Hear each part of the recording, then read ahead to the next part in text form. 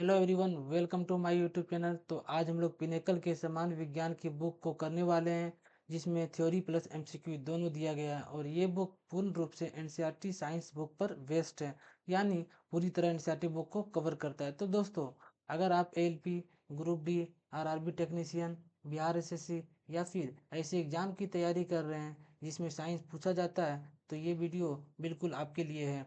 इसलिए वीडियो में लास्ट तक बने रहें और पूरे फैक्ट्स को समझें। और अगर आपको कोई डाउट रहता है तो उसे कमेंट में ज़रूर बताएं। और हाँ फ्रेंड्स, अगर आपने अभी तक चैनल को सब्सक्राइब नहीं किया है तो ज़रूर कर लें, क्योंकि आपका एक एक सब्सक्राइब मेरे लिए बहुत ही महत्वपूर्ण है। और हो सके तो मेरे वीडियो को आपके व्हाट्सएप या अन्य सोशल मीडिया प्लेटफॉर्म पर ज़रूर शेयर करें, ताकि मैं ज़्यादा से ज़्यादा लोगों तक पहुँच पाऊँ। तो चलिए, ज़्यादा लेट ना करते हुए आज की क्लास को स्टार्ट करते हैं। तो आज हम लोग बायोलॉजी का चैप्टर सेल यानी कोशिका को करने वाले हैं। ओके, तो चलिए स्टार्ट करते हैं। ठीक है, यहाँ लिखा है कोशिका सभी जीवित जीवों की मूलभूत संरचनात्मक और क्रियात्मक इकाई होती है। ठीक है, मैं जितने भी जीवित जीव हैं, जितने भी सजीव हैं, उनकी संरचनात्मक इकाई माने उनकी संरचना, उनकी जो रचना हुई है वो किसमें हुई है? विभिन्न बहुत सारे कोशिकाओं से मिलके बनी हुई है। ठीक है, और वे क्रियात्मक इकाई है, मतलब हमारे शरीर के विभिन्न अंग में अलग अलग जगहों पे विभिन्न प्रकार की कोशिकाएं पाई जाती है। और उन कोशिकाओं के कार्य क्या है? अलग अलग है। जैसे हमारे हाथ में जो कोशिका है उनका कार्य अलग है, हमारे कान में जो कोशिका है उनका कार्य अलग है। ठीक है, तो वो क्रियात्मक इकाई है ना। आगे क्या है? कोशिका की खोज और नामकरण सबसे पहले 1665 ईस्वी में रॉबर्ट हुक ने किया था। ठीक है, तो कोशिका की खोज सबसे पहले किसने किया था? यहाँ से आपका एक क्वेश्चन बन रहा है। ठीक है, ये सभी क्वेश्चन जहाँ जहाँ क्वेश्चन बनते चलेगा वो सभी मैं आपको बताते चलूँगा, है ना। तो सबसे पहला क्वेश्चन क्या बन रहा है कि कोशिका की खोज किसने की थी? रॉबर्ट हुक ने की थी। ठीक है, रॉबर्ट हुक ने कब किया था? 1665 ईस्वी में। और एक क्वेश्चन ये भी पूछता है कि रॉबर्ट हुक ने जो कोशिका को खोज किया था वो कैसी कोशिका थी? जीवित थी या मृत थी? तो रॉबर्ट हुक ने डेड सेल यानी मृत कोशिका की खोज की थी। वो भी कहाँ से? कॉर्क से की थी। कॉर्क यानी पेड़ के छाल से किया था। ठीक है, आगे क्या है? आगे देखते हैं। 1674 में पहली जीवित कोशिका की खोज एंटोन वॉन ल्यूमेनहॉक ने किया था। ठीक है, अब यहाँ से दूसरा क्वेश्चन आपका क्या बन रहा है कि जीवित कोशिका की खोज कब की गई थी? 1674 ईस्वी में। ठीक है, और वो भी किसके द्वारा किया गया था? तो ल्यूमेनहॉक के द्वारा किया गया था। इसीलिए सूक्ष्म जीव विज्ञान का जनक कहा जाता है ल्यूमेनहॉक को। ठीक है, ल्यूमेनहॉक को क्या कहा जाता है? फादर ऑफ माइक्रोबायोलॉजी, सूक्ष्म जीव विज्ञान का जनक कहा जाता है ना। आगे क्या है?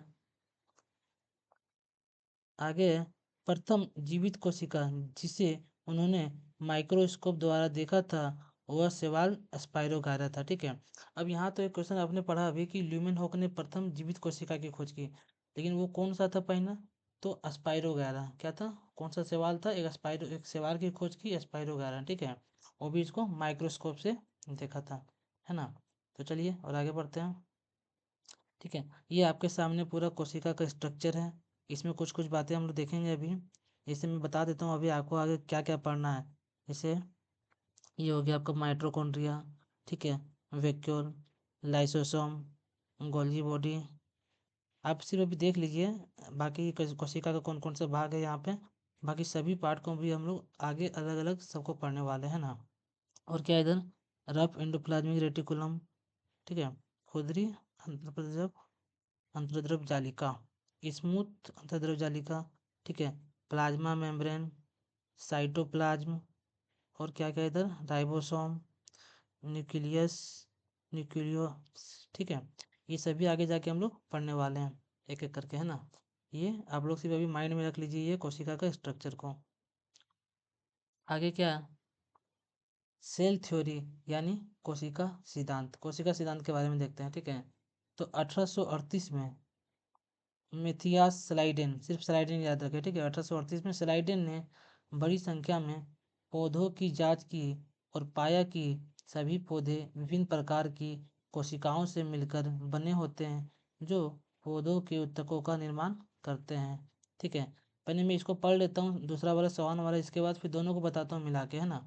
आगे क्या है, स्वान ने 1839 ने विभिन्न प्रकार की जंतु कोशिकाओं के अध्ययन के बाद पाया कि कोशिकाओं के बाहर एक पतली परत होती है, इसे प्लाज्मा झिल्ली कहते हैं, ठीक है।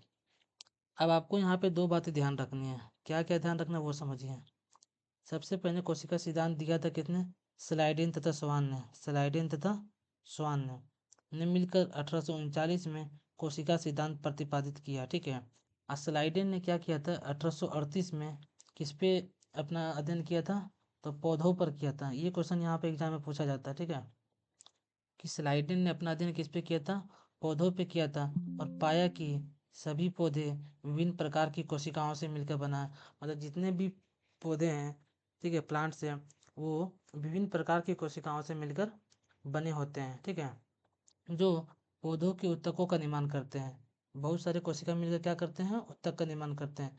तो ये स्लाइडेन ने जो अपना सिद्धांत दिया वो किस पे दिया, पौधों पे, मतलब प्लांट्स पे आधारित था, है ना। आसवान के बारे में क्या है, इतने उसके जस्ट अगले साल 1839 में जंतु कोशिका का अध्ययन किया, किसका, जंतु कोशिका।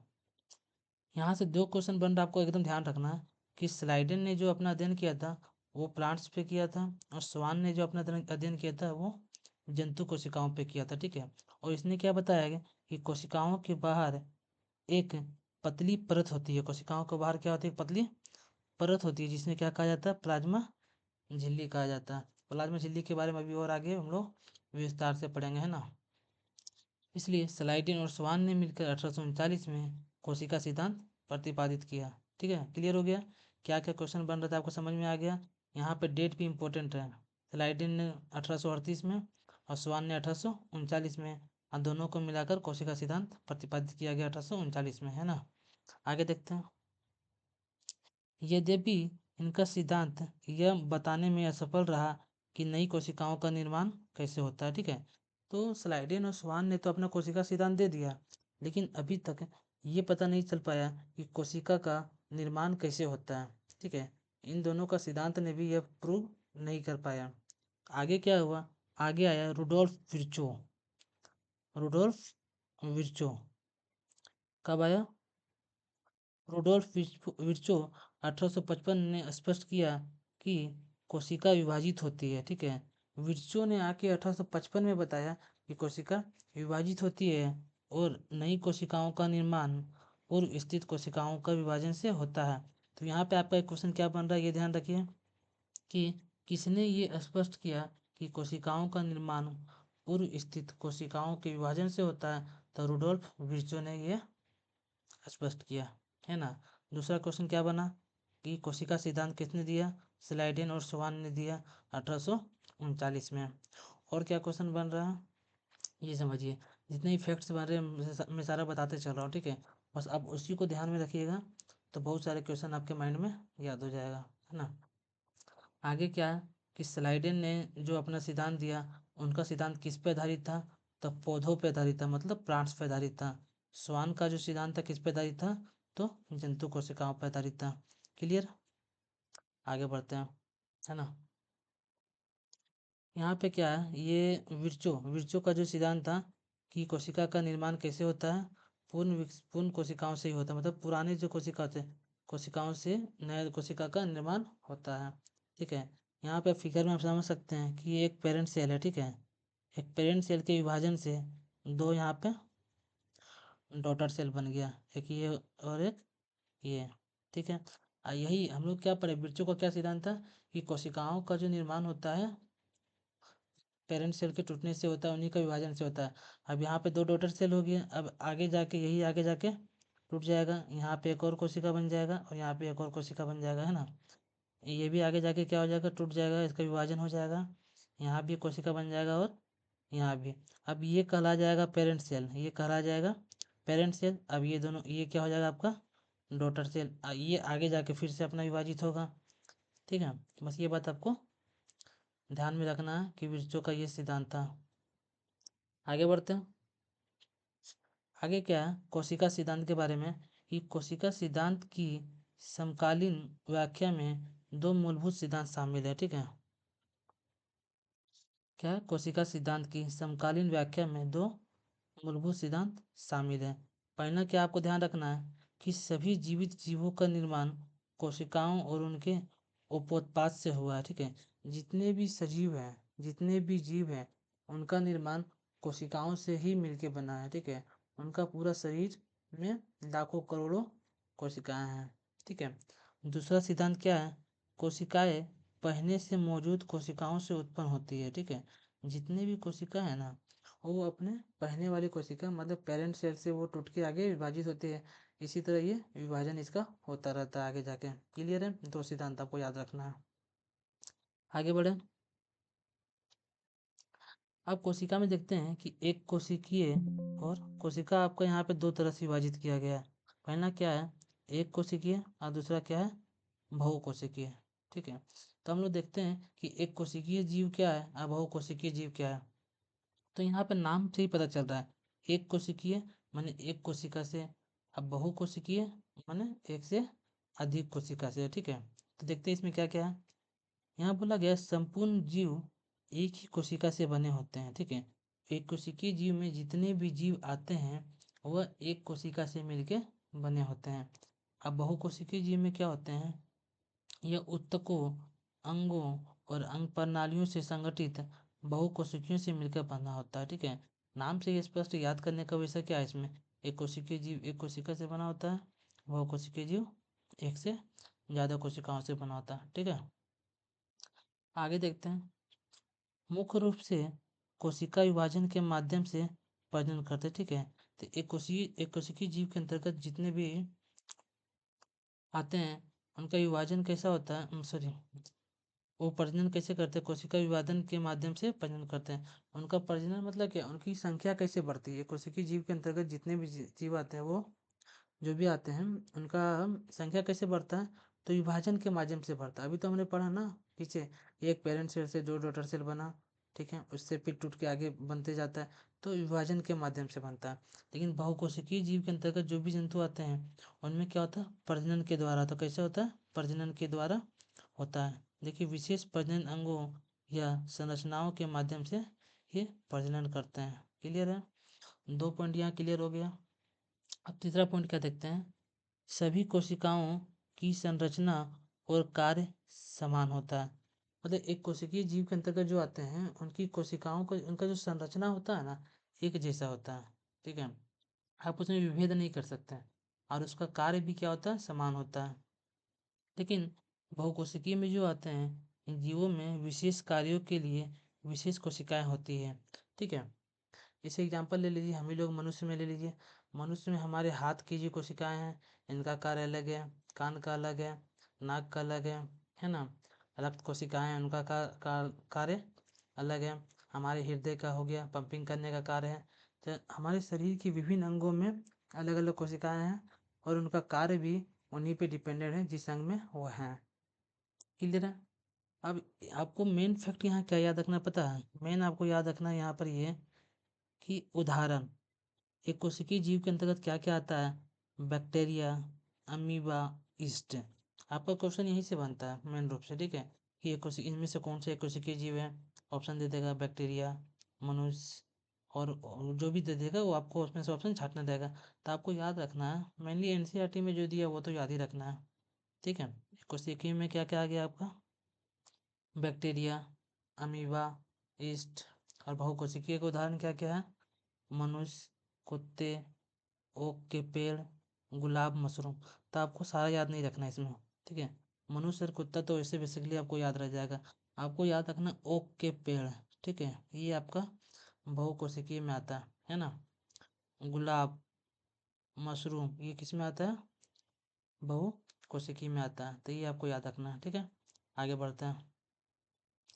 अभी हम लोग देखते हैं कि टाइप्स ऑफ सेल, कोशिकाओं के प्रकार। ठीक है, तो यहाँ पे कोशिका आपका दो प्रकार की होती है। कौन कौन सा होता है, प्रोकैरियोटिक कोशिका, एक होता है यूकैरियोटिक कोशिका। ठीक है, अभी हम लोग दोनों में विभेद करते हैं, दोनों में क्या अंतर है।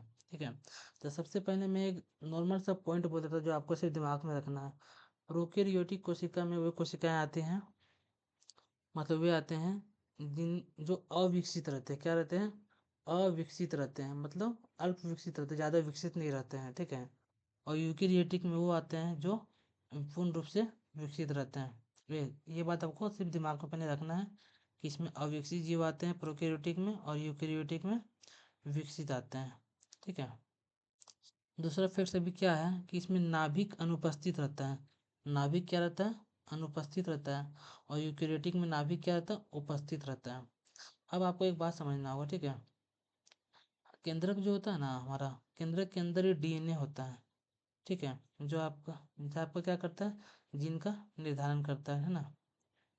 तो इसमें क्या होता है कि प्रोकैरियोटिक में नाभिक तो अनुपस्थित रहता है, तो इसमें केंद्रक, ठीक है। तो केवल इसमें क्या है ना कि अनुवांशिक पदार्थ, आगे ध्यान रखिए, यहाँ पर समझिए पहले अच्छे से। प्रोकैरियोटिक जीव में नाभिक अनुपस्थित रहता है, यूकेरियोटिक में नाभिक उपस्थित रहता है। इसमें जो अनुवांशिक पदार्थ होता है ना, वो न्यूक्लियोइड में रहता है। कहाँ पे रहता है? न्यूक्लियोइड में रहता है। ये हाईलाइट कर देता है, समझिएगा अच्छे से यहाँ पे। अनुवांशिक पदार्थ इसमें न्यूक्लियोइड में रहता है, क्योंकि इसमें नाभिक तो होता नहीं है, ठीक है। इसमें नाभिक होता है, एक परमाणु झिल्ली में घिरा होता है। नाभिक जो इसमें होता है कैसा रहता है? एक परमाणु झिल्ली में घिरा रहता है, ठीक है। आगे देखते हैं, झिल्लीबद्ध अंगकों का अभाव होता है। इसमें क्या होता है? झिल्लीबद्ध अंगकों का अभाव, ठीक है। झिल्ली मतलब सीधा समझिए, ये झिल्ली अभी आपको आगे बहुत जगह मिलेगा, ठीक है। तो इसको हम लोग एक दीवार की तरह देखते हैं, ठीक है। इसे हम लोग अपने घर की सुरक्षा के लिए बाउंड्री दे देते हैं ना, या दीवार दे देते हैं कि उसका सुरक्षा हो सके। इसी तरह कहीं भी मेम्ब्रेन होता है ना, झिल्ली, तो उसकी सुरक्षा के लिए होता है। जो दीवार, जब भी मैं झिल्ली बोलूँ, मेम्ब्रेन बोलूँ, तो आपके दिमाग में एक बात आना चाहिए कि दीवार। दीवार मतलब क्या? उसके सुरक्षा के लिए एक तरफ से उसका बॉर्डर है वो, ठीक है। ये आपके दिमाग में हमेशा आना चाहिए, आगे जितने भी बार मैं अभी बोलने वाला हूँ, ठीक है। इसमें क्या है कि इसमें माइटोकॉन्ड्रिया, एंडोप्लाज्मिक रेटिकुलम और गोल्गी कोशिका जैसे विभिन्न झिल्लीबद्ध अंग होते हैं, ठीक है। इसमें झिल्ली का अभाव होता है, इसमें माइटोकॉन्ड्रिया होता है, ठीक है, एंडोप्लाज्मिक रेटिकुलम होता है। ये सभी अभी आपको मिलेगा, आप सभी पढ़ लीजिए, दिमाग में रखिए। यहाँ यूकेरियोटिक में ये होता है, प्रोकैरियोटिक में ये होता है। बाकी माइटोकॉन्ड्रिया क्या है, गोल्गी कोशिका क्या है, एंडोप्लाज्मिक रेटिकुलम क्या है, ये सभी आपको टॉपिक बाई टॉपिक अभी आगे मैं बताने वाला हूँ, ठीक है। बस अभी आप माइंड में रखो, है ना। आगे क्या, प्रोकैरियोटिक जीव में जो भी आते हैं सामान्यतः क्या होता है? छोटा होता है। इनका आकार लगभग क्या होता है? 0.1 से 1.5 माइक्रोमीटर होता है। कितना होता है? 0.1 से 1.5 माइक्रोमीटर होता है। और यूकेरियोटिक जीव में जो आते हैं सामान्यतः ये बड़े होते हैं, लगभग 10 से 100 माइक्रोमीटर के बीच में इसका आता है, ठीक है। अब आगे क्या देते हैं, प्रोकैरियोटिक, इसमें डीएनए क्या होता है? एकल गोलाकार गुणसूत्र होता है। कैसा होता है? एकल होता है और गोलाकार होता है। इसका डीएनए कैसा होता है? गोलाकार होता है। और यूकेरियोटिक जो होता है इसमें क्या होता है? इसका डीएनए कैसा होता है? इसका डीएनए होता है रेखीय होता है, ठीक है। कैसा होता है? रेखीय होता है। आगे क्या देखते हैं कि प्रोकैरियोटिक जीव में, सॉरी मतलब प्रोकैरियोटिक कोशिका में, इसका उदाहरण आपको एक ही उदाहरण याद रखना है बस। यहाँ पे मैं हाईलाइट कर रहा हूँ, ध्यान दीजिएगा। इसका बस एक ही उदाहरण आपको याद रखना है, क्या? बैक्टीरिया, है ना। प्रोकैरियोटिक में सिर्फ एक ही जीव आते हैं, इसमें क्या है? ये बैक्टीरिया। और यूकेरियोटिक में क्या क्या आता है आपका? जंतु। जंतु में जैसे हो गया मनुष्य, पादप जैसे ओक के पेड़, कवक जैसे मशरूम, और प्रोटिस्टा जैसे अमीबा, ये सभी आता है यूकेरियोटिक में, ठीक है। प्रोकैरियोटिक में आपको सिर्फ बैक्टीरिया को याद रखना है। आगे जो दिया गया है बैक्टीरिया का भी और दिया गया है, जैसे साइनोबैक्टीरिया, नीलहरी शैवाल, है ना, एस्चेरिचिया कोली आर्किया, ये सभी बैक्टीरिया के रूप हैं। तो आपको अगर प्रोकैरियोटिक का उदाहरण याद रखना है तो आपको बैक्टीरिया को याद रखना है, ठीक है। आगे बढ़ते हैं, अभी देखते हैं हम लोग सेल स्ट्रक्चर यानी कोशिका का संरचना, ठीक है। अभी मैंने झिल्ली के बारे में आपको स्टार्टिंग में बताया था, क्या बोला था? जैसे ही आपको झिल्ली के बारे में बोला जाए, मेम्ब्रेन के बारे में बोला जाए, तो आपके दिमाग में इफेक्ट आना चाहिए कि दीवार। क्या आना चाहिए? दीवार, ठीक है। इसी से आगे आपको समझ में आ जाएगा कि क्या है क्या नहीं है,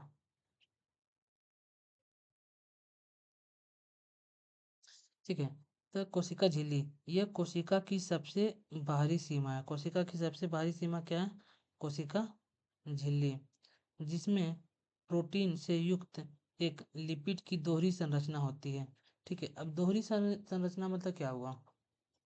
इसे मान लीजिए कि अंदर में ये केंद्रक है, ठीक है, इसको मतलब सुरक्षा के लिए मैंने एक ये बना दिया, झिल्ली बना दिया। ठीक है, दोहरी संरचना मतलब क्या हो गया कि ये डबल मेम्ब्रेन है, जैसे ये क्या डबल मेम्ब्रेन है, ये हो गया आपका दोहरी संरचना है। जब भी मैं बोलूँ दोहरी संरचना तो आपको ये ध्यान में रखना है। अगर आपको बोला जाए कि ये एकल संरचना है तो आपको सिंपल सा बात याद रखना है कि ये एकल झिल्ली द्वारा ये घिरा हुआ है। ठीक है, क्या एकल झिल्ली द्वारा घिरा हुआ है। आगे देखते हैं, यह कोशिका के अंदर और बाहर पदार्थों के प्रवाह को नियंत्रित करता है। ठीक है, कोशिका झिल्ली क्या होता है ना, अर्ध परागन होता है, यहाँ लिखा हुआ नहीं है वैसे। इन कोशिका झिल्ली क्या होता है, अर्ध परागन होता है। ठीक है, अर्ध परागन मतलब क्या होता है कि किधर गया ये क्वेश्चन। यह कोशिका के अंदर और बाहरी पदार्थों के प्रवाह को नियंत्रित करता है। इससे क्या होता है ना, कोशिका के अंदर विभिन्न प्रकार की रासायनिक क्रियाएं होती है। ठीक है, तो रासायनिक क्रियाओं के लिए उसको क्या है ना कि कुछ पदार्थ को उसको बाहर से अंदर लाना है, और क्रिया होने के बाद कुछ पदार्थों को अंदर से बाहर भेजना है। तो सारे पदार्थ को तो अंदर नहीं ला सकते ना, अगर मान लीजिए आप गेट खोल दीजिएगा तो बहुत सारा चीज़ अंदर आ जाएगा, तो क्या ना, लेकिन उसमें कुछ विशेष पदार्थ को इसको अंदर लाना जिसकी उसकी ज़रूरत है, इसीलिए इसे अर्ध परागम कहा जाता है। यानी कुछ ही चीज़ों को ये अंदर आने देता है और कुछ को ही बाहर जाने देता है। ठीक है, सुरक्षा प्रदान करता है और कोशिका की अखंडता को बनाए रखता है। कोशिका झिल्ली क्या है ना, एक तरह का कोशिका झिल्ली झिल्ली मैंने पहले बोला था, ये दीवार की तरह, यह क्या करता है, एक तरह का सुरक्षा प्रदान करता है और कोशिका की अखंडता को बनाए रखता है ना।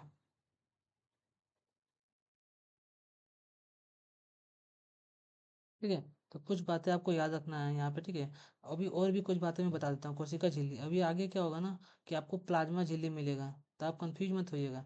प्लाज्मा झिल्ली कोशिका झिल्ली दोनों क्या है, दोनों सेम ही है। प्लाज्मा मेम्ब्रेन बोले या सेल मेम्ब्रेन बोले, आपके दिमाग में एक ही चीज़ आना चाहिए कि दोनों सेम है और दोनों तरफ से दीवार की तरह काम करता है। ठीक है, और क्या कोशिका झिल्ली का काम क्या है, कोशिका की सीमा निर्धारित करता है। अब एक बात समझिए, नॉर्मल सा बात मैं आपको बताता हूँ यहाँ पे। ठीक है, इसे मान लीजिए कि ये आपका घर है, ठीक है, और घर के चारों ओर ये बाउंड्री दिया हुआ है। ये क्या बाउंड्री दिया हुआ, ठीक है, तो ये बाउंड्री क्या कर रहा है, आपकी सीमा को निर्धारित कर रहा है कि आपका यहाँ तक ही जमीन है। ठीक है, उसी तरह कोशिका भी, ये कोशिका झिल्ली क्या करता है, कोशिका की सीमा को निर्धारित करता है, कोशिका की सीमा को निर्धारित करता है। और क्या बताया मैंने अभी कि ये जो क्वेश्चन बन रहा है वही मैं बता रहा हूँ। ठीक है, माइंड में रखना है इस बात को आपको। आगे क्या बोला गया, कोशिका झिल्ली कैसी है, तो दोहरी परत वाली होती है। कैसी झिल्ली है, दोहरी परत। आपको आगे ये भी क्वेश्चन बनेगा, कौन सा एक हरी परत का है, कौन सा दोहरी परत का है। दूसरा क्वेश्चन क्या बन रहा है, कोशिका झिल्ली किसकी बनी होती है। ठीक है, तो इसमें प्रोटीन युक्त एक लिपिड होती है, किसकी होती है, प्रोटीन युक्त और मतलब प्रोटीन और लिपिड की बनी होती है कोशिका झिल्ली। ठीक है, इसका मुख्य कार्य क्या है, अंदर और बाहर पदार्थों के प्रवाह को नियंत्रित करता है। अभी मैंने बताया कि ये क्या अर्ध परागम है, मतलब ये सभी चीज़ों को अंदर बाहर जाने नहीं देता है, कुछ ही चीज़ों को ये अंदर लाता है और कुछ ही चीज़ों को बाहर भेजता है। अर्ध परागम, अगर परागम में बोलेगा ना तो ये पूरी तरह से ओपन रहता है, मतलब इसमें कुछ भी आ सकता है, कुछ भी जा सकता है। लेकिन अर्ध परागम बोला मतलब उसमें कुछ ना कुछ लिमिट है। ठीक है, और यह क्या करता है, सुरक्षा प्रदान करता है, जिससे आपका घर का ये बाउंड्री हो गया।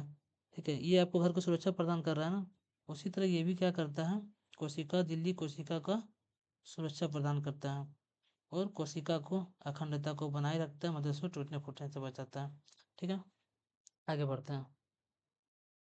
कोशिका भित्ति, जैसे आप कोशिका झिल्ली को ध्यान रखें ना, उसी तरह कोशिका भित्ति को ध्यान रखिए। कोशिका झिल्ली और कोशिका भित्ति, कोशिका भित्ति में क्या है, यह निर्जीव कठोर संरचना है जो कवक और पौधों में प्लाज्मा झिल्ली के लिए बाहरी सुरक्षात्मक परत के रूप में कार्य करता है। ठीक है, अब यहाँ बात समझिए कि मान लीजिए ये आपका कोई पादप है, ठीक है, कोई पेड़, इसलिए मैंने इसे ग्रीन कलर से दिखा दे रहा हूँ। और मान लीजिए कि ये कोई दूसरा जीव जैसे मनुष्य है, ठीक है। अब ये पादप है ना, अब इसमें क्या है ना, इसमें संरच अगर देखा जाए तो इसके बाहरी ओर, सॉरी ये तो सेम कलर हो गया, इसके बाहरी ओर ये क्या होता है, पहले कोशिका झिल्ली से ये घिरा हुआ रहता है, ठीक है। ये क्या रहता है, कोशिका झिल्ली से घिरा हुआ रहता है। और इसके ऊपर एक और परत होती है, इसे कहा जाता है कोशिका भित्ति। जिसे क्या कहा जाता है, कोशिका भित्ति। समझ में आ रहा है, ये पादप है कोई, ठीक है। ये पादप है, इसके बाहर में ये पहला परत क्या हो गया, जो येलो कलर का दिखा रहा हूँ, ये कोशिका झिल्ली। और इसके बाहर में एक और परत जो मैंने ब्लू कलर का दिखाया है, ये कोशिका भित्ति। इससे हम क्या समझते हैं कि पादप में कोशिका झिल्ली और कोशिका भित्ति दोनों पाया जाता है। और इसकी कोशिका भित्ति सबसे बाहरी संरचना होती है, ठीक है। कोशिका भित्ति सबसे बाहरी संरचना होती है। और यहाँ पे क्या है, इसमें देखते हैं, ये मान लीजिए कि कोई मनुष्य है, इसके बाहर की जो संरचना होती है, ये किसकी, कोशिका झिल्ली का सी बना होता है, ठीक है। कोशिका भित्ति इसमें नहीं पाया जाता है। पादप में कोशिका झिल्ली और कोशिका भित्ति दोनों पाया जाता है। और मनुष्य में क्या हो गया, मनुष्य या अन्य कोई जीव ले लो, उसमें सिर्फ कोशिका झिल्ली पाया जाता है। यही बात यहाँ लिखा हुआ है, यह निर्जीव कठोर संरचना है जो कवक और पौधों में प्लाज्मा झिल्ली के लिए बाहरी सुरक्षात्मक परत के रूप में कार्य करता है। ध्यान से सुनना, क्या बोला, प्लाज्मा झिल्ली के लिए बाहरी सुरक्षात्मक परत। अभी तो मैंने ये बताया ना कि ये पादप है, इसके बाद ये क्या है, प्लाज्मा झिल्ली है, उसके बाहर में ये ब्लू कलर का कोशिका भित्ति है, ठीक है। आगे क्या, कोशिका भित्ति न केवल कोशिका को आकार ही नहीं प्रदान करती, बल्कि इसे यांत्रिक क्षति और संक्रमण से भी बचाती है, ठीक है। कोशिका भित्ति क्या करता है कि पादप की कोशिका को एक आकार देता है, ठीक है। और इसका काम सिर्फ आकार ही देना नहीं है, बल्कि इसे यांत्रिक क्षति और संक्रमण से भी बचाता है। मतलब अगर पेड़ पौधा की जो हम लोग बाहरी परत को देख रहे हैं ना, पेड़ पौधा के बाहरी परत को देख रहे हैं, वो क्या, उसकी कोशिका भित्ति है जो उसको बाहर से सुरक्षा प्रदान करती है, ठीक है। तथा कोशिका से कोशिका संपर्क को भी सुविधाजनक बनाती है और अवांछित मैक्रो मॉलिक्यूल्स के विरुद्ध बाधा के रूप में कार्य करती है। आप सीधा सीधी समझ लीजिए कि अगर किसी का कोई बाहरी परत है तो वो आपको सुरक्षा प्रदान करेगा ही। इसे ये हो गया, इससे हर चीज़ से कहीं ना कहीं से सुरक्षा प्रदान किया जाएगा कोशिका भित्ति को, ठीक है। अब नॉर्मल से एक बात समझ लीजिए, कोशिका भित्ति मतलब पेड़ पौधा को ये एक्स्ट्रा सुरक्षा क्यों दिया जाता है। मान लीजिए हम लोग मनुष्य है, ठीक है, हमारे में सिर्फ कोशिका झिल्ली है, अचानक बारिश आ गया, ठीक है, तो हम लोग क्या मूवेबल है, हम लोग भाग के कहीं अंदर चले गए, ठीक है, शेड के नीचे आ गए, घर के अंदर चले गए, ठीक है, मूवेबल है। लेकिन पेड़ पौधे तो भाग नहीं सकते, इसलिए उसको एक्स्ट्रा कहीं ना कहीं सुरक्षा दिया जाता है, सेल वॉल की तरह, है ना। आगे देखते हैं, इसमें कुछ बात है जो मैंने पीछे शायद अभी नहीं बताया है, देख लीजिए यहाँ पे। ये आपका हो गया सेल वॉल। सेल वॉल में कुछ कुछ आपको ध्यान रख लीजिए, साइटोप्लाज्म है, ठीक है। साइटोप्लाज्म में कोशिका द्रव हो गया, क्लोरोप्लास्ट हो गया, और इसके बाद न्यूक्लियस, ये क्या है इसका, न्यूक्लियस है, ये क्या, माइटोकॉन्ड्रिया। ये सभी सेल वॉल में पाया जाता है, ठीक है। आगे देखते हैं, कोशिका भित्ति के बारे में अभी और कुछ हम लोग देखते हैं। कोशिका भित्ति की संरचना विभिन्न प्रजातियों में भिन्न भिन्न होती है, ठीक है। अलग अलग प्रजातियों में कोशिका भित्ति की संरचना अलग होती है। जैसे पादप कोशिका भित्ति, पादपों की जो कोशिका भित्ति होती है, सेलुलोज, हेमीसेलुलोज, पैक्टिन और प्रोटीन से बनी होती है, ठीक है, पादपों की कोशिका भित्ति। ये क्वेश्चन ये बहुत इंपॉर्टेंट इससे बनता है, ये पादपों की कोशिका भित्ति किसकी बनी होती है, तो सेलुलोज की बनी होती है, हेमीसेलुलोज की बनी होती है, पैक्टिन की बनी होती है और प्रोटीन की बनी होती है। क्वेश्चन बन गया आपका यहाँ से। आगे क्वेश्चन देखते हैं क्या बन रहा है। शैवाल की कोशिका भित्ति, ठीक है, शैवाल की कोशिका भित्ति किसकी बनी होती है, सेलुलोज की, ग्लेक्टिन की, क्या, मेनान की और कैल्शियम कार्बोनेट जैसे खनिजों की बनी होती है ना। आपको क्वेश्चन दे देगा शैवालों की कोशिका भित्ति किससे बनी होती है, और ये सारी ऑप्शन इसमें से कोई एक दे देगा, आपको चुनना रहेगा क्या सेल्यूलोज की बनी होती है। ठीक है, तो अगर पादप रहेगा तो आपको सेल्यूलोज को नहीं चुनना है, कुछ और दे देगा, जैसे गैलेक्टिन दे देगा, मेनान दे देगा, या कैल्शियम कार्बोनेट दे देगा। ये सब बातें आपको याद रखना है ना। आगे क्या, कवक। ये तो मोस्ट इम्पोर्टेंट क्वेश्चन है, बहुत बार पूछा गया है कि कवक की कोशिका भित्ति किसकी बनी होती है, तो काइटिन की बनी होती है। डायरेक्ट पूछता है एग्जाम में कि कवक की कोशिका भित्ति किसकी बनी होती है, तो काइटिन की बनी होती है।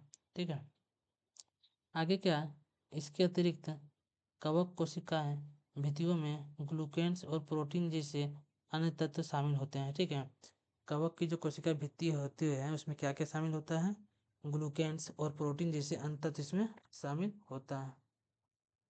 क्लियर है, आगे देखते हैं। केंद्रक, केंद्रक के बारे में देखते हैं। ठीक है, यह एक कोशिकांग है। केंद्रक क्या है, कोशिका का एक अंग है जिसका वर्णन पहली बार 1831 में रॉबर्ट ब्राउन द्वारा किया गया है। ठीक है, तो एक क्वेश्चन आपका यहाँ क्या बन रहा है कि केंद्रक, केंद्रक की खोज किसने किया था, तो 1831 में रॉबर्ट ब्राउन द्वारा किया गया था। ठीक है, यह वर्णन समझ लीजिए कि केंद्रक का वर्णन सबसे पहले किसके द्वारा किया गया था, तो 1831 में किया गया था रॉबर्ट ब्राउन के द्वारा। ठीक है, केंद्रक में क्या आ गया, यह एक झिल्लीबद्ध अंग है। ठीक है, जैसे आपको झिल्ली दिखा, आपके दिमाग में क्या आना चाहिए, दीवार, दीवार आना चाहिए। ठीक है, जिसे अक्सर कोशिका का मस्तिष्क कहा जाता है। ठीक है, केंद्र को क्या जाता है, केंद्र को क्या कहा जाता है, कोशिका का मस्तिष्क कहा जाता है। मस्तिष्क का, कोशिका का दिमाग इसको कहा जाता है। और ये झिल्लीबद्ध अंग है, मतलब ये बहुत सारी झिल्लियों से घिरा हुआ है। ठीक है, इसमें डीएनए के रूप में कोशिका के आनुवांशिक निर्देश शामिल होते हैं। अभी क्या है ना, जैसे केंद्रक, केंद्रक के अंदर क्या होता है, केंद्रक के अंदर डीएनए होता है, डीएनए के अंदर क्या होता है, गुणसूत्र होता है।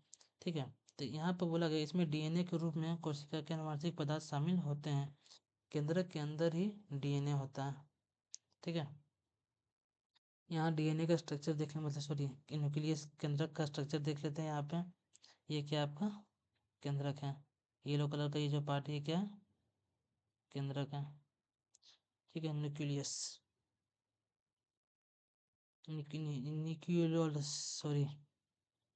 अभी आपको एक चीज़ और पढ़ना पड़ेगा, आगे आगे देख लीजिए पहले, आपका इसके याद रखिए। अभी न्यूक्लियर इनवेलप, ये वाला भाग है आपका, ये जो दिया हुआ ना, न्यूक्लियर इनवेलप।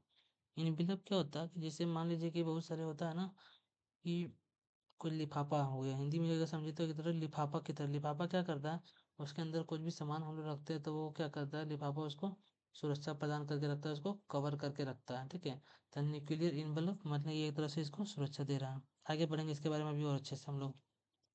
ठीक है, आइए आगे बढ़ते हैं। यहाँ दिया गया, देखिए मिल ही गया, न्यूक्लियर इनवेलप।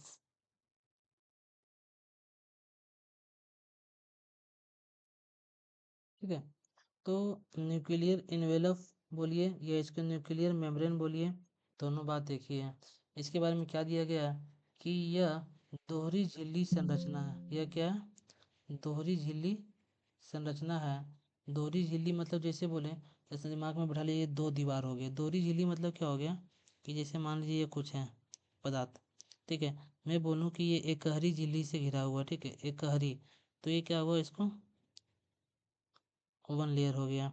दोहरी झिल्ली से मतलब क्या हो गया, ये आपको दो झिल्लियों से घिरा हुआ, ऐसा समझ लीजिए कि यह दोहरी झिल्ली से। ठीक है, तो न्यूक्लियर एनवेलप, एनवेलप के मतलब जस्ट अभी मैंने बताया है, एक तरफ से ये लिफाफा की तरफ दिमाग में रखिए, इसको कह रहे हैं लिफाफा की तरह, कि ये किसी को क्या करता है, सुरक्षा प्रदान करता है ना। ये क्या चारों ओर से इसे क्या करता है, घेरे हुए रखता है। तो ये दोहरी झिल्ली संरचना है। ये नाभिकीय आवरण कैसा दोहरी झिल्ली संरचना है जो नाभिक को झिल्लीबद्ध करती है, नाभिक को झिल्लीबद्ध करती है, मतलब झिल्लियों से घेरे हुए रखता है, बद्ध मतलब घेरे हुए रखता है। इस आवरण में एक बाहरी झिल्ली और एक आंतरिक झिल्ली रहती है, होती है। क्या होता है, एक बाहरी झिल्ली और एक आंतरिक झिल्ली होती है। ये नॉर्मल से आपको यहाँ दिखाई देता है, एग्जाम्पल यहाँ पे क्लियर हो जाएगा आपको अभी। ठीक है, मान लीजिए कि ये कुछ है, एक घेरा बना दिया, ये इनर, ठीक है। ये क्या था आपका बाहरी झिल्ली, और एक आउटर मेम्ब्रेन समझ लीजिए, एक इनर मेम्ब्रेन, ये इनर मेम्ब्रेन है, और एक यहाँ पे सर्कल बना दिया, ठीक है। तो आप इसे क्या बोलेंगे, आउटर मेम्ब्रेन, इसे क्या बोलेंगे, आउटर मेम्ब्रेन। और अंदर वाले को भाग को आप क्या बोलेंगे, इनर मेम्ब्रेन, इनर मेम्ब्रेन। यही बात बोला गया कि इस आवरण में एक बाहरी झिल्ली, सॉरी,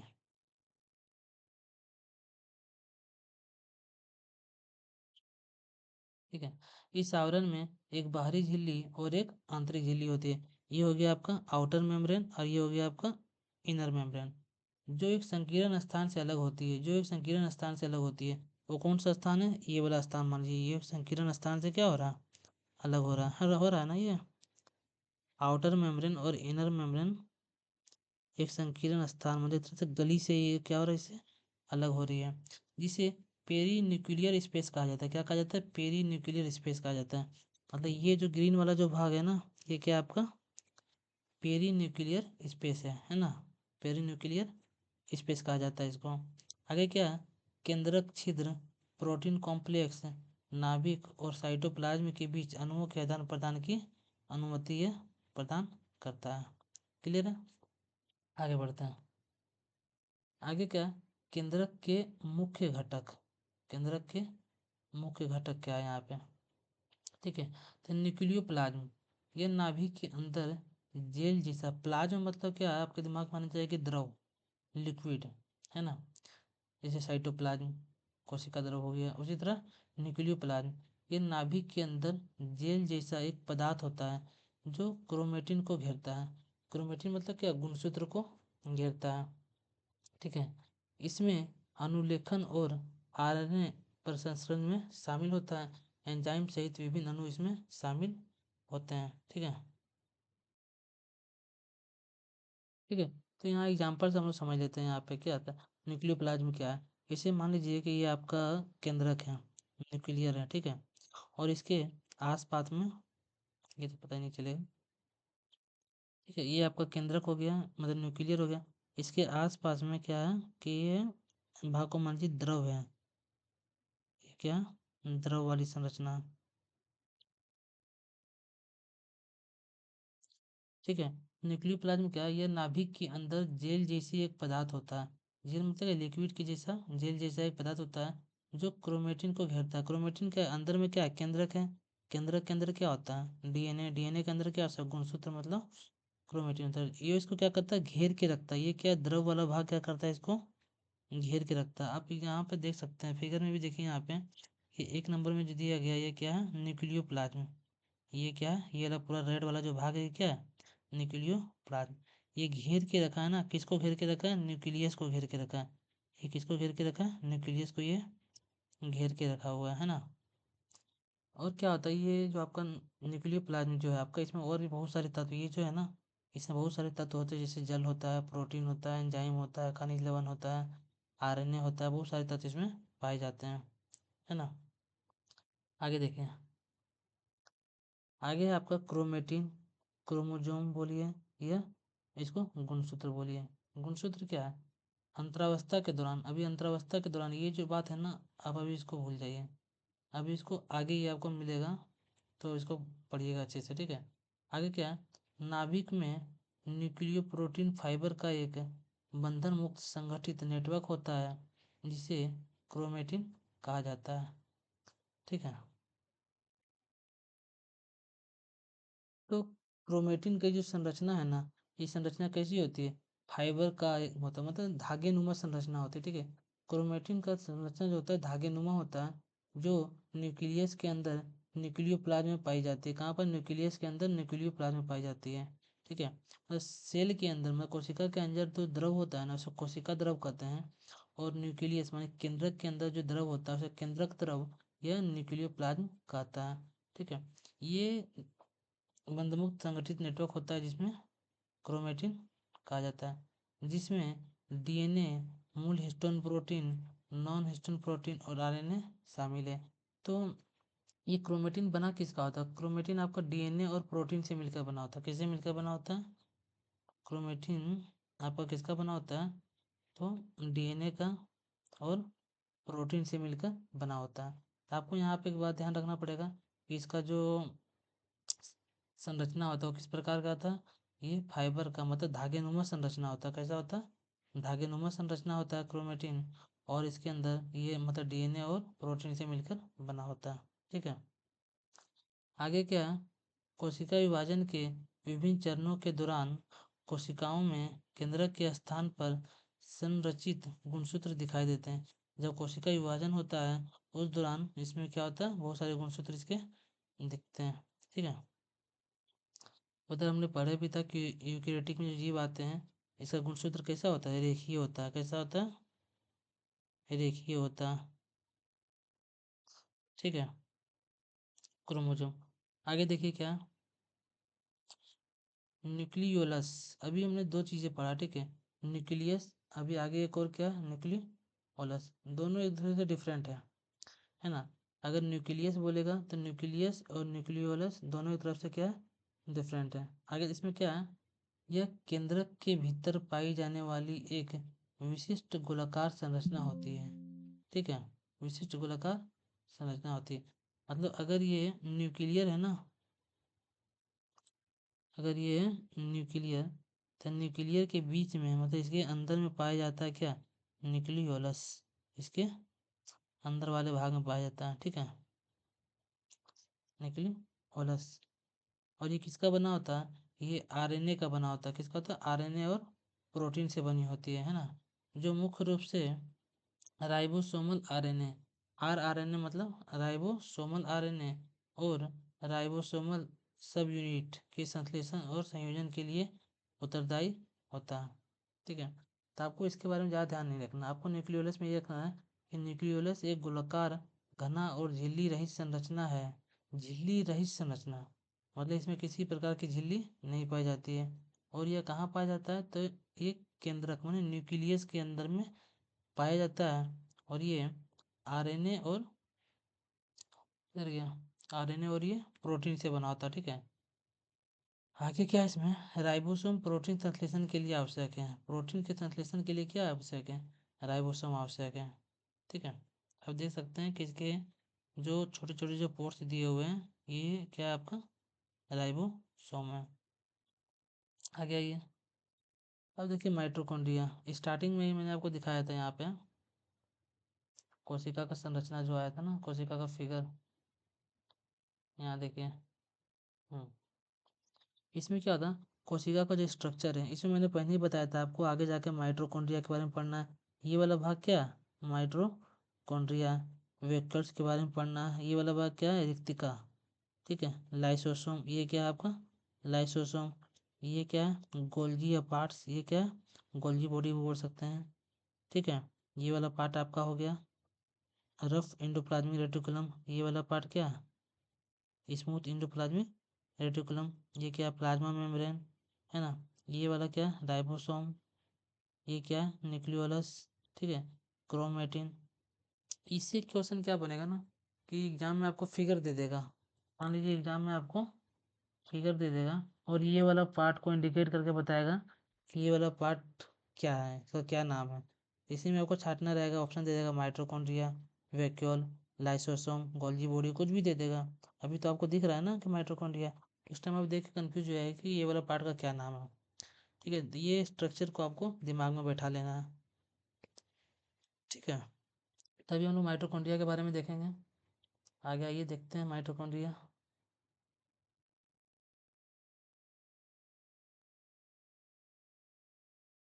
देख लीजिए कहाँ तक हो गया था अभी हमारा, ये तो हो गया था ना। माइटोकॉन्ड्रिया, चलिए आगे देखते हैं। माइटोकॉन्ड्रिया में क्या है, इसकी खोज अल्बर्ट वॉन कोलिकर ने 1857 में किया था। माइटोकॉन्ड्रिया से पहला क्वेश्चन यही बन रहा है कि इसकी खोज किसने किया था, तो अल्बर्ट वॉन ने किया था। किसने किया था, अल्बर्ट वॉन ने किया था। कब किया था, 1857 में। ये पहला क्वेश्चन बन गया। आगे क्या बन रहा कि माइटोकॉन्ड्रिया शब्द कार्ल बेंडा द्वारा दिया गया था। ठीक है, अब यहाँ बात समझिएगा कि अल्बर्ट वॉन ने जब इसका खोज किया था ना, तो इसका नामकरण नहीं किया था। ठीक है, 1857 में इसका नामकरण नहीं किया था, लेकिन बाद में कार्ल बेंडा द्वारा इसका नाम दिया गया कि यह माइटोकॉन्ड्रिया है।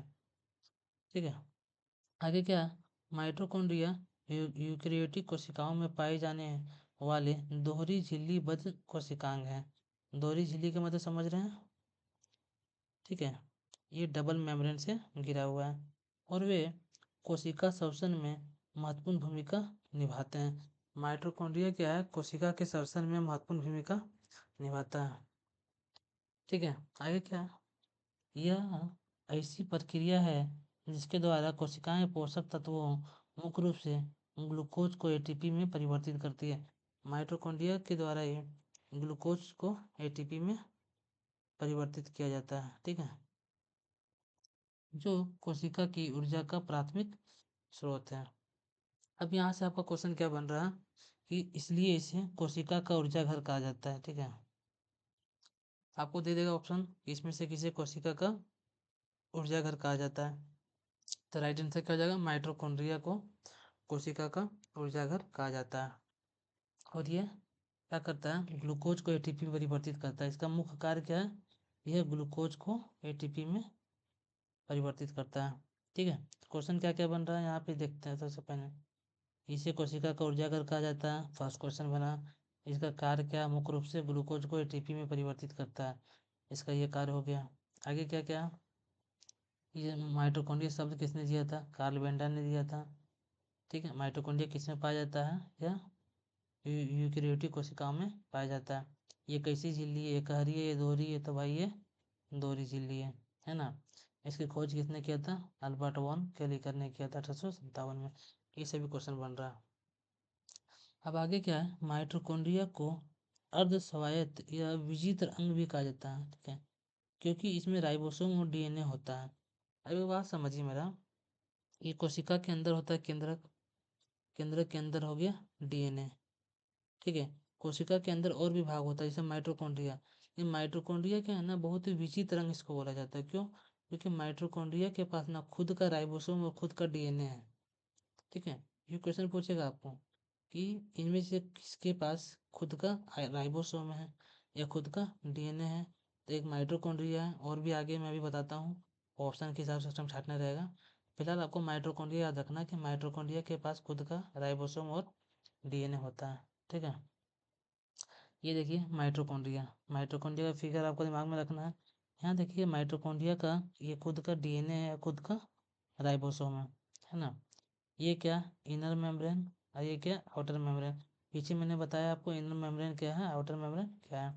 ठीक है, जैसे सिंपल सा अभी भी समझ लीजिए एक बार, ये इनर मेम्ब्रेन हो गया इसका, और ये हो गया इसका आउटर मेम्ब्रेन, समझ लीजिए। ये इनर, और ये क्या है आपका आउटर। ठीक है, और ये क्या, इंटर मेम्ब्रेन। इंटर मेम्ब्रेन क्या है ना, कि आपका ये दोनों का इनर और आउटर के बीच का ये जो भाग है ना, ये वाला आपका क्या है, इंटर मेम्ब्रेन। क्या है ये, इंटर मेम्ब्रेन। क्लियर है, और भी कुछ ध्यान रखिए। इसे क्या कहते हैं, पोरिंग्स, मतलब ये छोटे छोटे जो छिद्र होते हैं ना, उसको कहा जाता है पोर्स। ये वाले भाग को क्या कहते हैं, मैट्रिक्स कहते हैं। क्या कहते हैं, मैट्रिक्स। क्लियर हो गया माइटोकॉन्ड्रिया। आगे बढ़ते हैं, अभी आगे प्लास्टिड। प्लास्टिड मतलब क्या हो गया, लवक। इसमें क्या पढ़ते हैं हम लोग, ये समझिए प्लास्टिड में वे पौधों की कोशिकाओं में पाए जाने वाले दोहरी झिल्ली वाले अंग हैं। ठीक है, क्वेश्चन क्या बन रहा है कि लवक कहाँ पाए जाते हैं, तो लवक पौधों की कोशिकाओं में से पाए जाते हैं। प्लास्टिड कहाँ से पाए जाते हैं, सिर्फ पौधों की कोशिकाओं में। ये कैसी झिल्ली है, तो दोहरी झिल्ली वाले अंग हैं। इसका कार्य क्या है, जो प्रकाश संश्लेषण, वर्णक के भंडारण और आवश्यक जैव अणुओं के संश्लेषण जैसे विभिन्न कार्यों में शामिल होता है।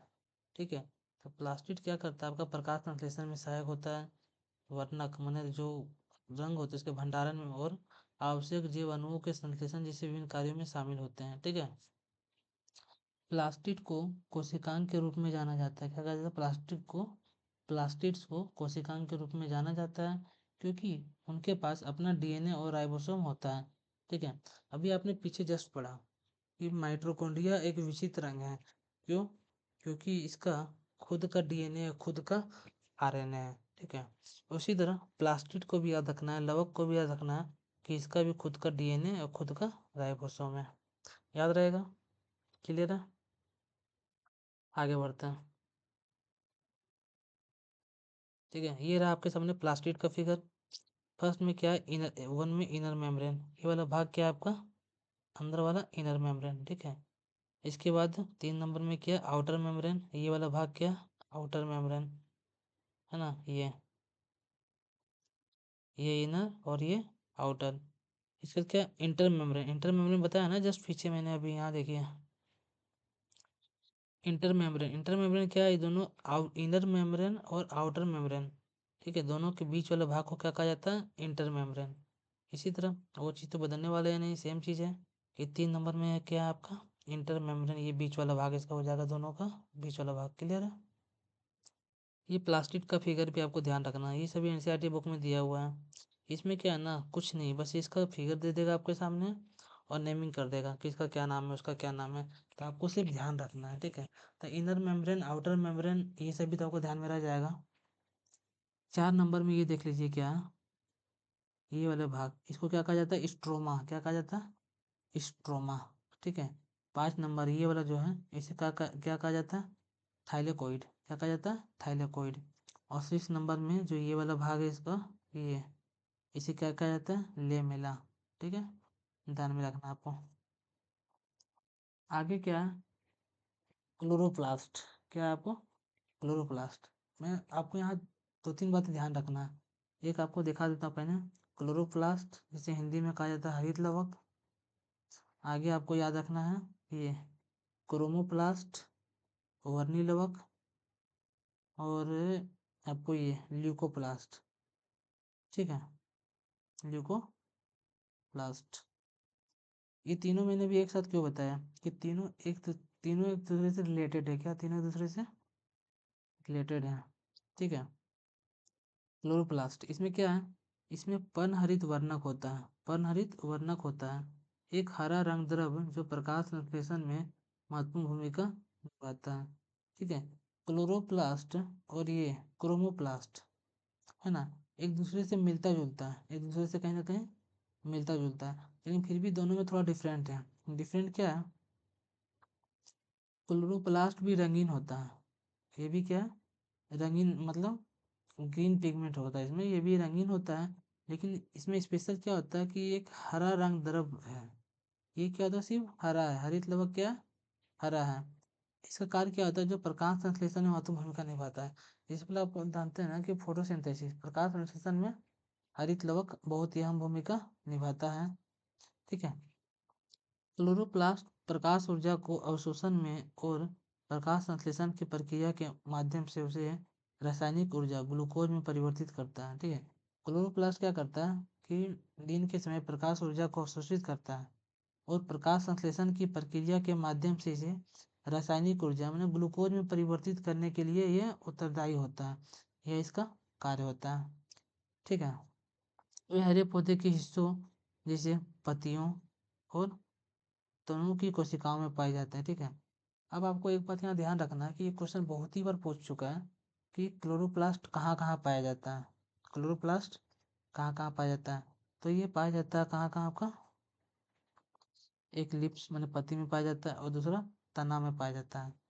ठीक है, और ये क्या पर्णहरित वर्णक है, पर्णहरित वर्णक है, हरा रंग द्रव है, कैसा है, हरे रंग का होता है, और ये इसका मुख्य कार्य क्या है, ये प्रकाश संश्लेषण में सहायक है। बस आपको इतना ही बात याद रखना है, क्या क्या याद रखना है, पर्णहरित वर्णक है, एक हरा रंग द्रव है, प्रकाश संश्लेषण में सहायक होता है। ठीक है, ये क्या करता है, रासायनिक ऊर्जा को ग्लूकोज, मतलब सॉरी, ये प्रकाश ऊर्जा को रासायनिक ऊर्जा में परिवर्तित करता है ना, और ये पाया कहाँ जाता है, पत्ती में और तना में पाया जाता है। ठीक है, कहाँ पाया जाता है ये जरूर ध्यान रखिएगा, क्योंकि आगे आप कंफ्यूज हो जाइएगा। आगे क्या है, ये हो गया आपके सामने क्लोरोप्लास्ट का फिगर। ये वाला भाग क्या है, इनर मेम्ब्रेन। ठीक है, ये वाला इनर मेम्ब्रेन, ये वाला आपका आउटर मेम्ब्रेन है। ठीक है, इसको क्या कहा जाता है, ग्रेनम, ये वाला पार्ट को कहा जाता है जो ग्रीन कलर से मैं दिखा रहा हूँ अभी, ग्रेनम। अच्छे से देख लीजिए, अभी येलो कर दे रहा हूँ। ये वाला पार्ट को क्या कहा जाता है? ग्रेनम। ठीक है। हाँ, इसको इसको क्या कहा जाता है? ल्यूमेन। क्या कहा जाता है? ल्यूमेन। और ये वाला पार्ट को कहा जाता है स्ट्रोमा। क्लियर है? इसमें क्या बोला गया है? Found only in plant cell. Chloroplast कहाँ पाया जाता है? सिर्फ प्लांट की कोशिकाओं में, पौधों की कोशिकाओं में पाया जाता है। ठीक है। कहाँ पे पाया जाता है? सिर्फ पौधों की कोशिका में पाया जाता है। Chloroplast contain a green pigment called chlorophyll. Chloroplast एक हरा वर्णक को कैरी करता है, इसे क्लोरोफिल कहा जाता है। कैसे कहा जाता है? क्लोरोफिल कहा जाता है। Chlorophyll is essential for photosynthesis. Chlorophyll क्या है? फोटोसिंथेसिस के लिए, मतलब प्रकाश संश्लेषण के लिए उत्तरदायी है। The process by which plants make food. प्रकाश संश्लेषण एक ऐसी प्रक्रिया है जिसके द्वारा प्लांट अपना भोजन बनाता है। क्लियर? आगे देखते हैं। अभी क्या है कि क्रोमो अभी क्या हो गया? क्लोरोप्लास्ट हो गया। अभी हम लोग देखते हैं क्रोमोप्लास्ट। ठीक है। इसमें क्रोमोप्लास्ट में क्या होता है? इसमें क्लोरोफिल के अलावा मतलब क्या? हरा वर्णक के अलावा, ये वो भी देखो, क्लोरोप्लास्ट और क्रोमोप्लास्ट दोनों रंगीन है।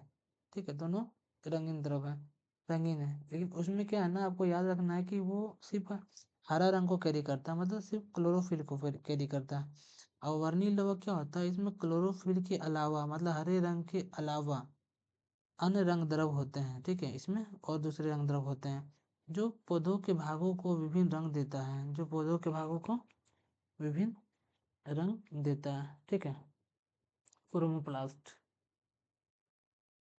यह पौधों में लाल, नारंगी या पीले रंग के पिगमेंट संग्रहित करता है।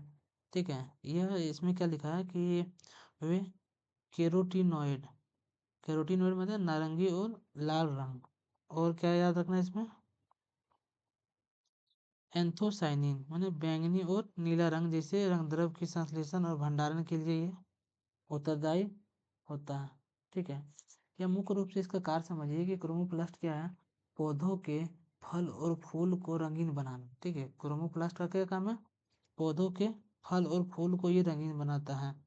और कुछ गैर प्रकाश संश्लेषक पौधों के उत्तकों में पाए जाते हैं। ये कहाँ पाया जाता है? गैर प्रकाश संश्लेषक पौधों के उत्तक में, मतलब जहाँ पे प्रकाश संश्लेषण की क्रिया नहीं होती है। जैसे जड़ हो गया, मान लीजिए अति वो फल, फ्रूट्स में तो वैसे की क्रिया नहीं होती है ना। तो फ्रूट्स का जो रंग होता है, किसी का पीला होता है, किसी का लाल होता है ना। जैसे मान लीजिए आम का पीला हो गया, तो वो किसके कारण होता है? तो क्रोमोप्लास्ट के कारण होता है। सेब मान लीजिए अगर वो लाल रंग का है, तो किसके कारण हो गया? आपका क्रोमोप्लास्ट के लिए होता है। ठीक है। तो आपको यहाँ पे ध्यान रखना है। ठीक है, क्या ध्यान रखना है? ये दो क्वेश्चन यहाँ बन रहा है, बातें जा रही चलती जा रही, लेकिन आपको क्वेश्चन क्या बन रहा है आपको ये भी ध्यान रखना है। क्या क्वेश्चन बन रहा है यहाँ पे कि क्रोमोप्लास्ट में नारंगी और लाल रंग के लिए कौन उत्तरदायी है? तो केरोटिनॉइड। क्या है? कैरोटीनॉयड या कैरोटीन समझ लो, नारंगी और लाल रंग के लिए। और बैंगनी और नीला रंग के लिए एंथोसाइनिन, बैंगनी और नीला रंग के लिए एंथोसाइनिन। ठीक है। और इसका मुख्य कार्य क्या है? फल और फूलों को रंगीन बनाना इसका मुख्य कार्य है। ठीक है। आगे देखते हैं। ये हो गया आपका क्रोमोप्लास्ट का स्ट्रक्चर आपके सामने है। देखो, देख लीजिए। सर्कुलर डीएनए, ये क्या है आपका? Circular DNA. इसमें आपको इसमें ज़्यादा इंपॉर्टेंट वर्ड नहीं है, फिर भी आपको कुछ कुछ याद रखना पड़ेगा। कैरोटिनॉइड क्रिस्टल, ये वाला भाग को क्या कहते हैं? Carotenoid crystal. Double layered membrane, ये अभी, हाँ ये देखो, अभी शुरू से हम लोग पढ़ते आ रहे हैं मेम्ब्रेन के बारे में। कोई ऐसा टॉपिक नहीं जिससे मेम्ब्रेन नहीं हट रहा है। कि कोई सिंगल मेम्ब्रेन मतलब एकल झिल्ली से बना है, कोई दोहरी झिल्ली से बना है। तो क्रोमोप्लास्ट आपका कैसी झिल्ली से बना है? दोहरी झिल्ली से बना हुआ दिख रहा है ना। एक है आपका ये वाला इनर लेयर, ये है आपका आउटर लेयर। ठीक है। ये आपको ध्यान में रखना है, दोनों लेयर को। क्लियर है? आगे बढ़ते हैं। अभी है ल्यूकोप्लास्ट। तीन बात मैंने बताया था। क्लोरोप्लास्ट हरे रंग के लिए, क्रोमोप्लास्ट हरे रंग को छोड़ के अन्य रंग के लिए, और ल्यूकोप्लास्ट ये अवर्णीय लवक है। ये अवर्णीय लवक है मतलब रंगहीन लवक है, इसमें किसी भी तरह का रंग नहीं होता है, जो मुख्य रूप से स्टार्च, तेल और प्रोटीन के संश्लेषण और भंडारण के रूप में कार्य करता है। ठीक है, इसका मुख्य कार्य क्या है ल्यूकोप्लास्ट का, कि स्टार्च, तेल और प्रोटीन के संश्लेषण और उसके भंडारण के रूप में कार्य करता है। ठीक है, ल्यूकोप्लास्ट पाया कहाँ जाता है, तो वह आमतौर पर जड़ में, कंद और बीज जैसे गैर प्रकाश संश्लेषक ऊतकों में पाया जाता है। ऐसे जगह जहाँ पे समझ लीजिए प्रकाश नहीं पहुँच पाता है या जहाँ पे प्रकाश संश्लेषण की क्रिया नहीं होती है, वहाँ पे ल्यूकोप्लास्ट पाया जाता है। ल्यूकोप्लास्ट 3 प्रकार का होता है। ठीक है, ल्यूकोप्लास्ट 3 प्रकार का होता है। पहला क्या रखना आपको, एमाइलोप्लास्ट। एमाइलोप्लास्ट एमाइलोप्लास्ट क्या होता है आपका, यह कार्बोहाइड्रेट को संग्रहित करता है। एमाइलोप्लास्ट का काम क्या होता है, कार्बोहाइड्रेट को समाहित करता है। उदाहरण के लिए क्या ले लो, आलू। ठीक है, दूसरा हम क्या याद रखना आपको, एलायोप्लास्ट। ये क्या करता है, तेल और वसा का भंडारण करता है। एलायोप्लास्ट क्या करता है आपका, तेल और वसा का भंडारण करता है। ठीक है, और आपका तीसरा क्या याद रखना है,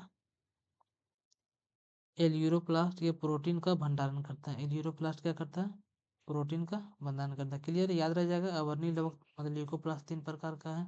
एमाइलोप्लास्ट ये क्या करता है, कार्बोहाइड्रेट को संग्रहण करता है। एलायोप्लास्ट ये तेल और वसा का भंडारण करता है। एल्यूरोप्लास्ट ये प्रोटीन का भंडारण करता है। क्लियर है, याद रह जाएगा। तो चलिए आगे बढ़ते हैं। ल्यूकोप्लास्ट देख लीजिए यहाँ पे 3 प्रकार का, एमाइलोप्लास्ट, एलायोप्लास्ट और प्रोटीनोप्लास्ट। ठीक है, आगे बढ़िए। अब यहाँ से मेन टॉपिक आपका क्या क्या आ रहा है, एंडो मेम्ब्रेन सिस्टम, अंतःझिल्ली तंत्र। ठीक है, endo membrane system. Endo membrane system क्या है कि एंडो मेम्ब्रेन सिस्टम वह संगठित नेटवर्क है जो कोशिका के भीतरी झिल्ली वाले अंगकों को जोड़ता है। ठीक है, भीतरी झिल्ली वाले अंगकों को जोड़ता है। इसका मुख्य कार्य पदार्थों का उत्पादन, परिवहन और भंडारण सुनिश्चित करना है। अच्छे समझ लेते हैं क्या बोला गया एंडो मेम्ब्रेन सिस्टम के बारे में। कुछ अंगों को एक साथ मिलाकर एक अंतःझिल्ली तंत्र के रूप में माना जाता है। ठीक है, एंडो मेम्ब्रेन सिस्टम क्या है ना, अकेला नहीं है, इसमें कुछ कुछ अंगों को एक साथ मिलाकर ये झिल्ली, ये सिस्टम बनाया जाता है।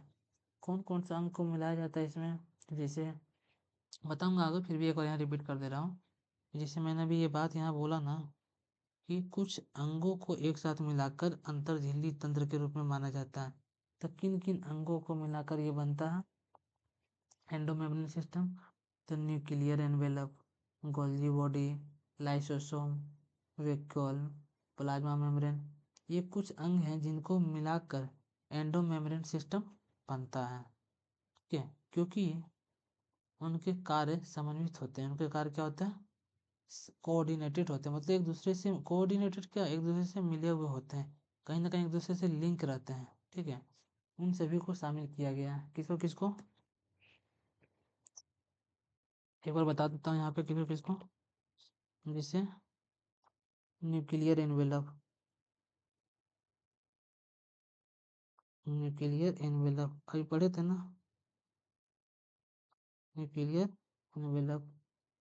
ठीक है, गोल्जी बॉडी का शॉर्ट में लिख देता हूँ, आपको याद रखना से, गोल्जी बॉडी का, लाइसोसोम का, लाइसोसोम। ठीक है, वैक्यूल्स।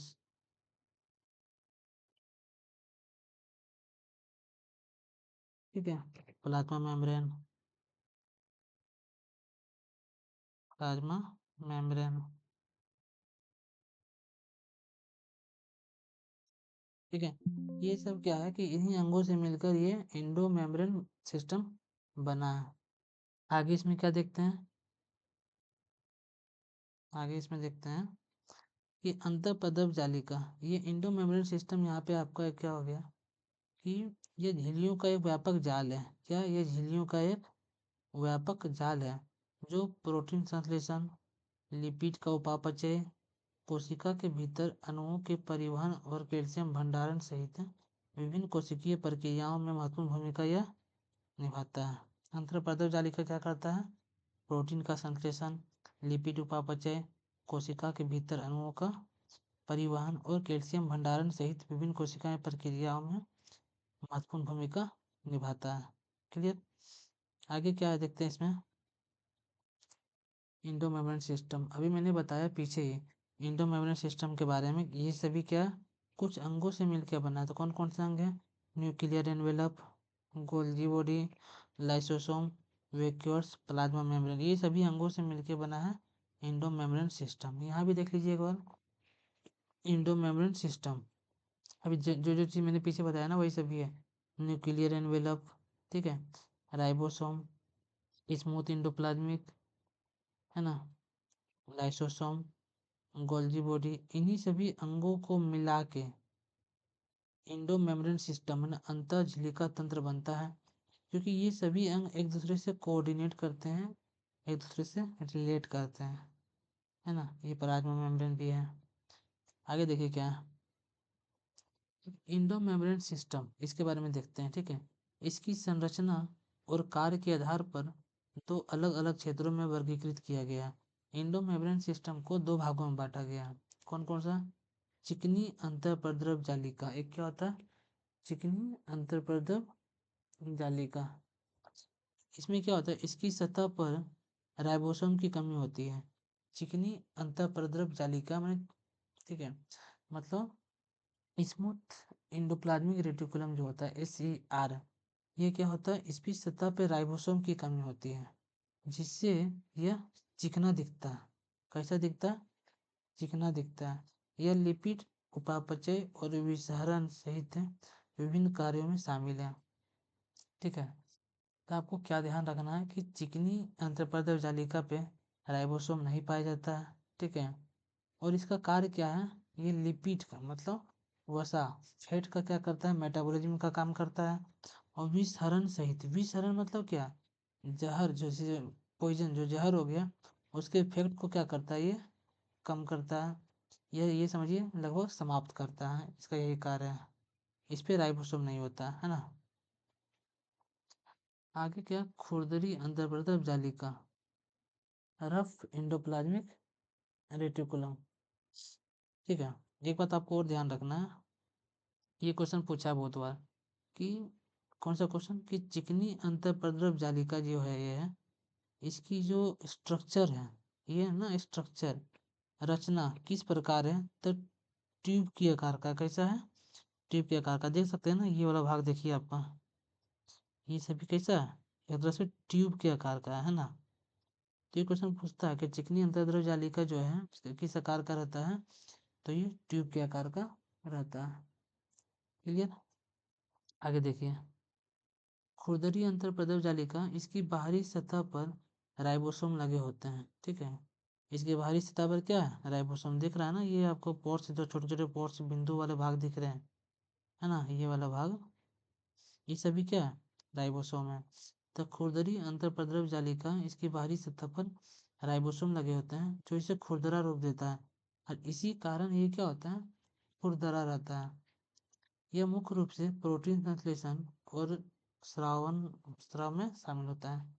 खुरदरी अंतर्प्रद्रव जालिका मैंने रफ इंडोप्लाज्मिक रेटिकुलम मुख्य रूप से प्रोटीन संश्लेषण में सहायक होता है। अभी मैंने जस्ट पीछे आपको बताया कि चिकनी वाला का जो आकार है ये कैसा होता है? ट्यूबलेस होता है, मतलब tubeless sorry tube tube type का होता है ना। इसी तरह खुरदरी जो होता है ना, ये कैसा होता है?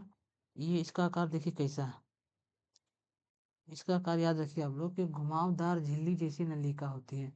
कैसे? लंबा, सपाट और घुमावदार झिल्ली जैसी इसकी रचना है। किसके? रफ इंडोप्लाज्मिक रेटिकुलम, है ना। आपको याद रखना है कि इसकी सतह पर क्या होता है? राइबोसोम होता है। क्वेश्चन पूछेगा कि खुरदरी अंतर्प्रद्रव जालिका में की सतह पर क्या होता है? था राइबोसोम होता है, ठीक है।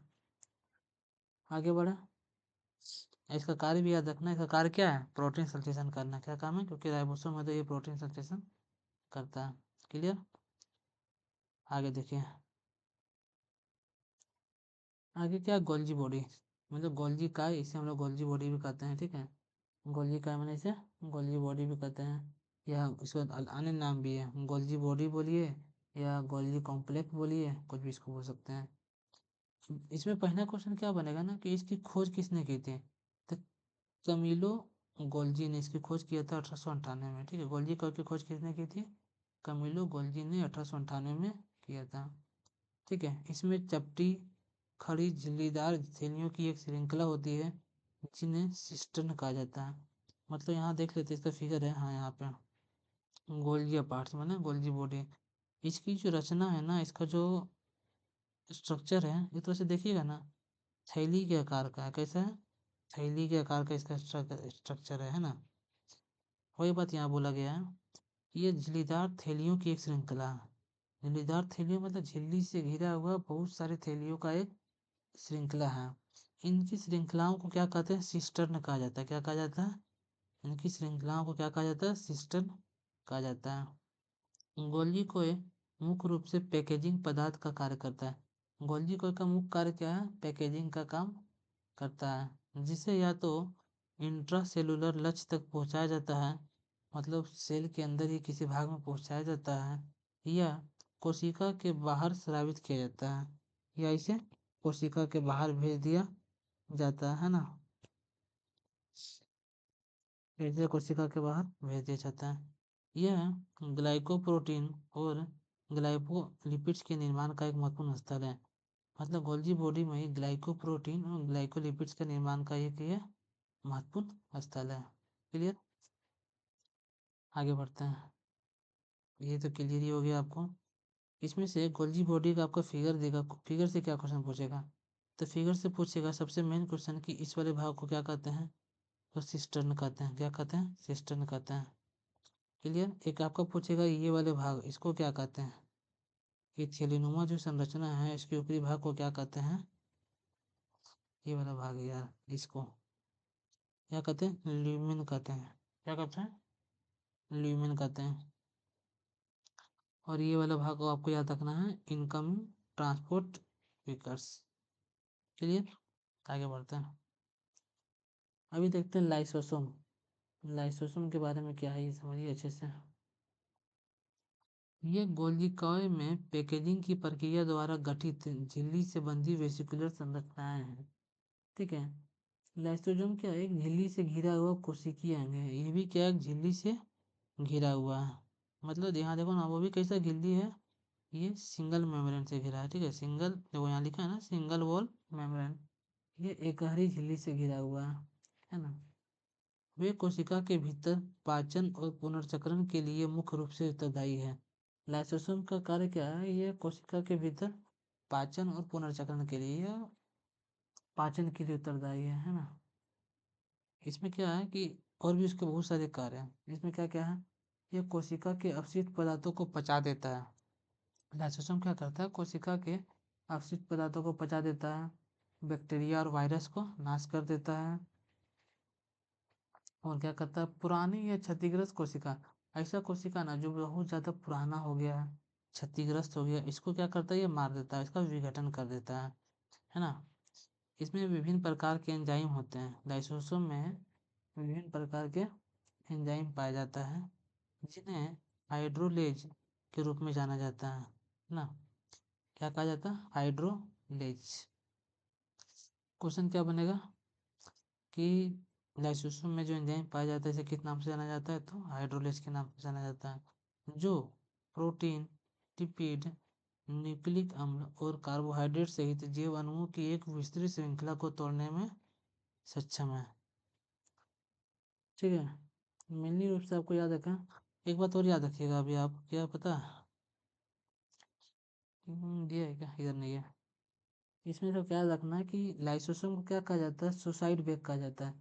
Suicidal bag of cell, cell का सुसाइडियल बैग मतलब आत्महत्या की थैली कहा जाता है, होना चाहिए था, इधर नहीं है वो। ठीक है, लाइसोसोम को क्या कहा जाता है, आत्महत्या की थैली कहा जाता है ना। आगे बढ़े, आगे बढ़ते हैं। आगे देखते हैं रसधानी के बारे में, हम लोग वेक्टर्स के बारे में देखते हैं। यह कोशिका द्रव्य में पाया जाने वाला झिल्लीबद्ध स्थान है। ठीक है, ये कहाँ पाया जाता है, कोशिका द्रव्य में पाया जाने वाला झिल्लीबद्ध स्थान है। ठीक है, इसे एग्जांपल देख लीजिए। ये कोशिका द्रव है। कोशिका द्रव में ये वाला जो भाग है ना, ये अभी जो मैं घेर रहा हूँ, ये क्या रसधानी है। क्या रसधानी है, ये वाला भाग है ना। तो ये क्या झिल्लीबद्ध है। कैसा है, झिल्लीबद्ध है। इसके साइड साइड में देख लीजिए, ये जो बॉर्डर दिया हुआ है आपका, ये वाला भाग अलग कलर से शो कर दे रहा हूँ इसको मैं। ये क्या, ये है ना, इसको घेर के रखा हुआ है। ये क्या, ये झिल्लीबद्ध है। इसमें क्या क्या होता है आपका, इसमें मुख्य रूप से देखिए ना, आपका जल होता है, रस होता है, उत्सर्जी उत्पाद होता है, बहुत सारे मिनरल्स होते हैं और अन्य पदार्थ होते हैं जो कोशिका के लिए उपयोगी नहीं होते। ये कोशिका के लिए उपयोगी नहीं होते हैं।